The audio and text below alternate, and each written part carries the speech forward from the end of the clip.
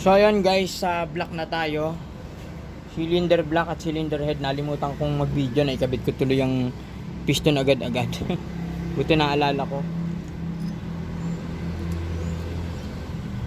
So ayan na, naikabit na natin ang piston. So dito sa piston ring, kailangan guys, importante dito magkakasalungat yung mga putol para hindi tumagas ang langis, para hindi umakyat sa cylinder head ang langis, hindi siya magkokos ng pag-usok. So kabitan muna natin ang gasket.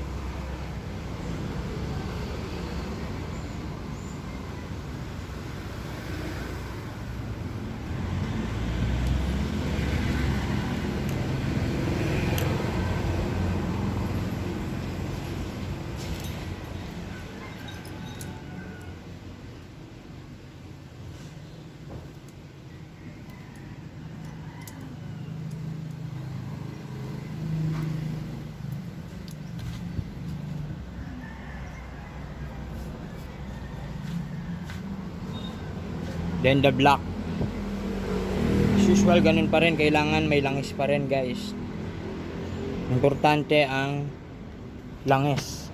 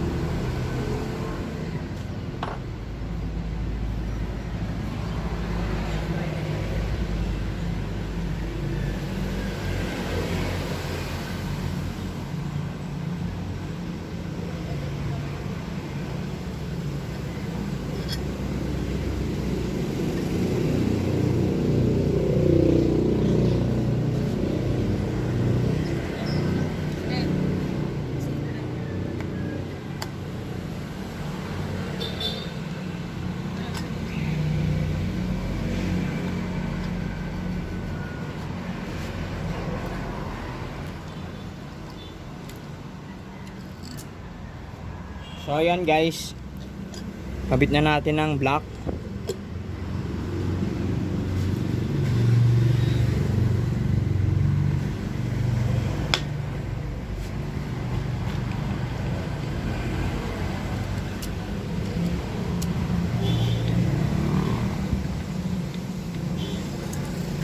Then pagkakabit nyo ng block, huwag nyo kakalimutan itong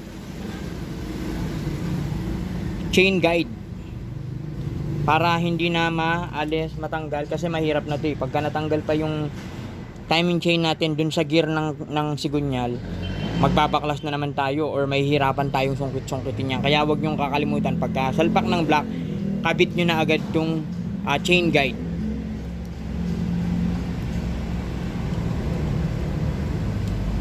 Yan, para hindi na mawala yung chain doon sa sprocket niya or dun sa gear na nasa sigunyal.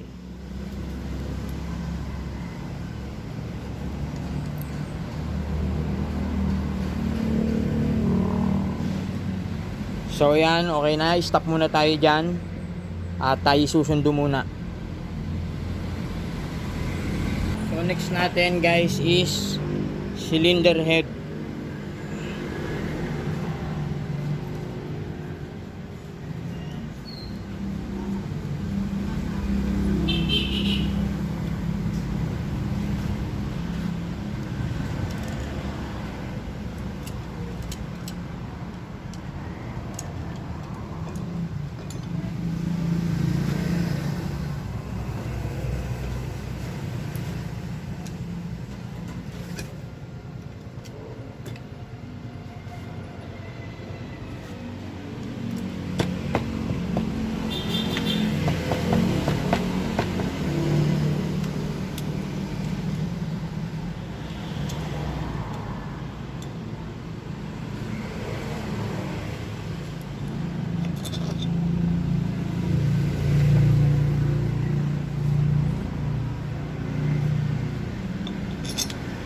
Ayan, nakasetup na yung cylinder head, yung black, yung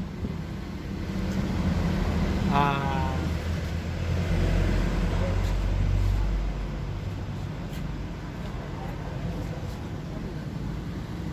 cam holder, cams, ano tawag dito?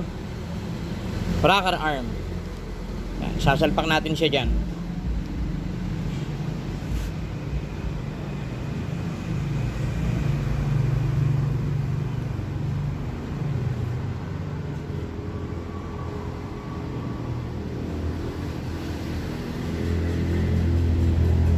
So ayan, guys, may mark yan. Ayan o. Yung mark nyan, laging nasa ibabaw. Itutok nyo dito sa tornilyo na to. Para pagkabit nyo ng cam gear, timing na. Tapos yung cam gear, meron din yung timing mark. Makikita nyo yun mamaya.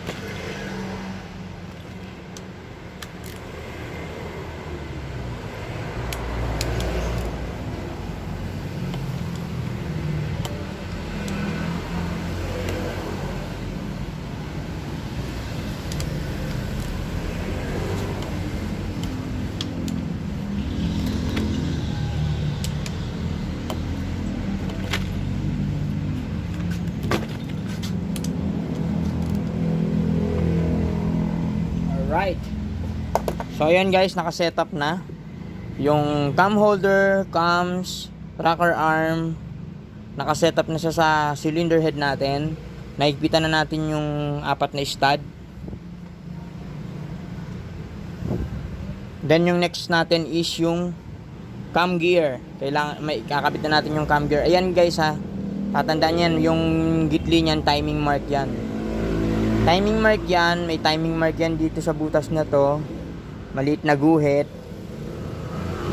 Timing mark. Then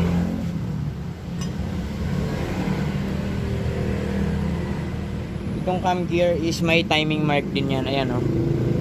Yan, dalawang guhit na yan. Saka yan. Ang pwesto niyan ay nakaganyan. Alright.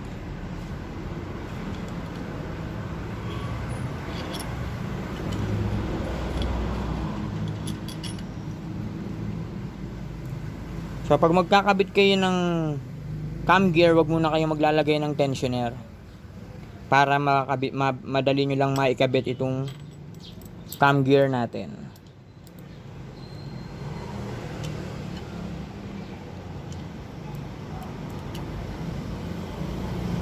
Alright. Paano nyo makikita? Medyo madilim ano.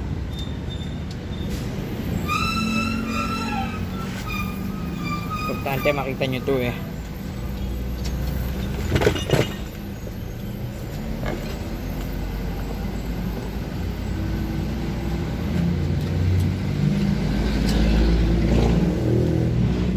Ayan, tabingi yung tornilyo, di ba? Tabingi yung kabitan ng tornilyo. Ibig sabihin, hindi pa yan naka-timing.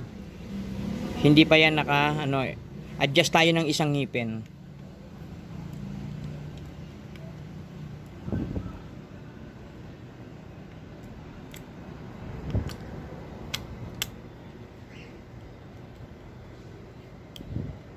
So ayan, kung mapapansin nyo, pantay na siya. Then sisilipin nyo rin dito sa butas na to. Yan, sa butas na yan. Kung nakatapat yung timing guide. Ayan nakatapat. Medyo madilim lang Tapos ayan, pantay yung kabitan ng yung lusutan ng tornilyo, which is diyan nakapwesto yung dalawang timing mark natin, yung dalawang guhit magkabila, katabi ng mga butas ng tornilyo na yan. So, naka-timing na yan. Lagyan natin ng tornilyo.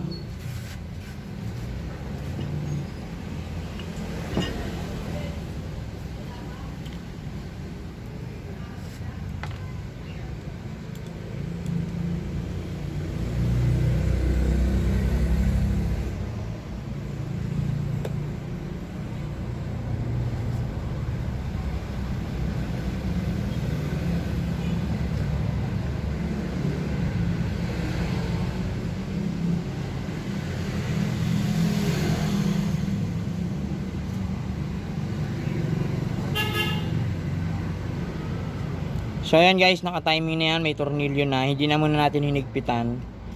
So saka tayo ngayon maglalagay ng tensioner. Pero itong tensioner natin hindi basta-basta kinakabit. Dito tayo sa likod. Ayan ang pwesto ng tensioner natin. Iba.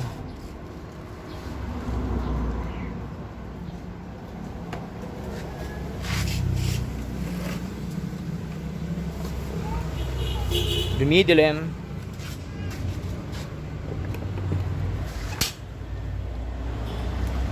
So ayan yung pwesto ng tensioner natin. Tatanggalin natin tong tornilyo na to.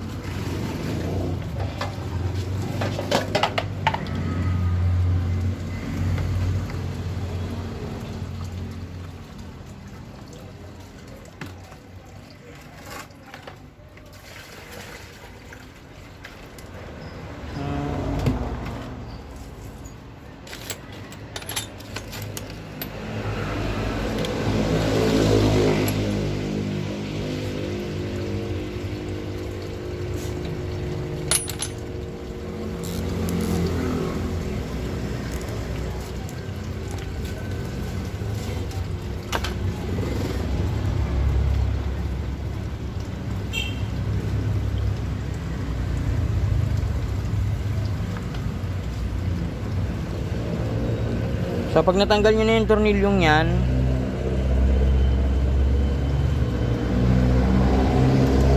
may makikita kayo dyan na parang flat screw. Ayun. Yan ay luluagan natin para lumubog to. So hanap lang tayo ng hindi ko makakita yung maliit kong flat screw. So ayun guys, magandang araw sa inyong lahat, since ito na yung last part ng pagre-rebuild natin ng makina, ginawan ko na ng video na magsasalita ako sa harapan ninyo. Bali, dito sa video natin, yung last video natin, hindi ko akalain na putol pala yung video. Bali, nalaman ko lang siya nung ine-edit ko na, nakita ko lang nung ine-edit ko na yung video, saka ko lang napansin na putol. Hindi natapos yung video natin na binubuo natin yung cylinder head natin, pero halos tapos naman na. Isasalpak na lang natin yung tensioner sana. Hindi ko na lang naipakita sa inyo kung paano magsalpak ng tensioner kasi merong pinipihit yon para yung pinaka push rod nya is lumubog kasi automatic tensioner kasi yun automatic tensioner, unlike sa ibang tensioner na ikaw mismo yung gagawa ng higpit na gusto mo para sa timing chain mo. Bali yun, auto higpit yun kapag yung halimbawa naluag na yung timing chain natin or napupudpud na yung timing guide natin, kusang humihigpit yon guys. Kaya sayang hindi ko na ipakita sa inyo, no. Pero siguro gawa na lang natin ng iba pang video yon para makita nyo rin kung paano mag-install ng automatic tensioner sa motor natin, no. So ayun guys, maraming salamat sa lahat ng mga sumusuporta dyan, no. Salamat sa lahat ng mga walang sawang sumusuporta dito sa channel ko, no. Salamat din shout out kay Sir kasi ito ay napahiya ko dito. Hindi ko namalayan na akala ko nagkakamali lang siya ng tinawag kasi one time pumunta ako ng Navotas. Navotas ba o Novaliches para kumuha ng motor. Meron akong kaibigan na bibili ng motor, nagpasama sa akin. So shout out kay Sir Andrej Juban o Huban, basta ito ilalagay ko na lang dito sa wall natin. Sabi niya, gandang hapon idol, nakita kita kanina sa Katmon. Hindi ko alam kung saan yung Katmon na yun, kung Novaliches nga ba o Navotas, basta doon yun. Tinawag kita, hindi mo ako pinansin. Sabi niya, pasensya ka na idol, no, kung hindi kita napansin. Pero sinagot ko naman siya sa chat. May chat kasi kami sa page. Sinagot ko naman siya, sabi ko, sorry, di ko kasi nalinawan ang pagkakadinig ko sa'yo. Sabi kong ganun sa kanya. Akala ko nagkamali lang ako ng tawag. Tapos yun, sumagot siya, hindi, kilala kita idol. Salamat sa'yo idol, no, at kilala mo ako, napakalayo mo. Ako ay taga Cavite, pero ikaw ay taga malayong lugar. Kilala mo ako. Pasensya ka na kung hindi ko talaga napansin na, kung hindi ko nalinawan yung pandinig ko that time na ako talaga yung tinatawag mo, no. So shout out sa'yo idol, shout out sa'yo. Tapos shout out din kay Sir Jacob Ronquilla Morta. Shout out sa'yo idol. Bali ito naman guys, nakasabay ko to sa tinawag lang ako nito habang nagmumotor. Nakasabay ko to sa daan. Nakilala niya tayo si JTM's TV, no. Shout out sa iyo idol. Yung message mo sa akin, siguro gawa natin ang paraan niyan, no. Yung elbow. Sige. Gagawin natin ang paraan niyan. Salamat sa suporta mo idol, at nakilala mo ko kahit na nananakbo tayo sa daan. So ayun guys, at dito sa channel natin tuloy-tuloy lang tayo. Sana yung suporta nyo wag mawawala. Then dapat itong balik tayo dito sa motor ko. Dapat kasi yung motor ko gagawan ko siya ng review. 3 years review sana. Ang problema, hindi na siya umabot ng 3 years. Kaya dahil hindi na siya umabot ng 3 years dahil naibaba na natin ang makina. So i-review na natin yung motor natin, kung ano yung mga karanasan natin sa motor natin from the start na napasa atin yung motor hanggang sa kasalukuyan. Sa mga susunod na video, i-review natin si Flash 150 sa inyo. So ayun guys, maraming salamat sa lahat ng suporta nyo, ho. Maraming salamat ho. Sana huwag kayong magsasawa. Sa mga bagong sumusuporta dyan or bagong nakakapanood ng video ko, please like, share, i-subscribe nyo na rin yung channel ko, no. Tapos meron na rin tayong Facebook page guys. Paki-follow na lang din tayo sa Facebook page natin, JTM's TV. Meron din tayong TikTok account, paki-follow na rin para dumami na yung mga followers natin. Maraming salamat sa inyo, at pipilitin natin na makapagbigay ng marami pang idea sa inyo. So hanggang dito na lang, ingat kayo palagi. Tapos sa mga kapwa rider ko dyan, ride safe sa inyong lahat.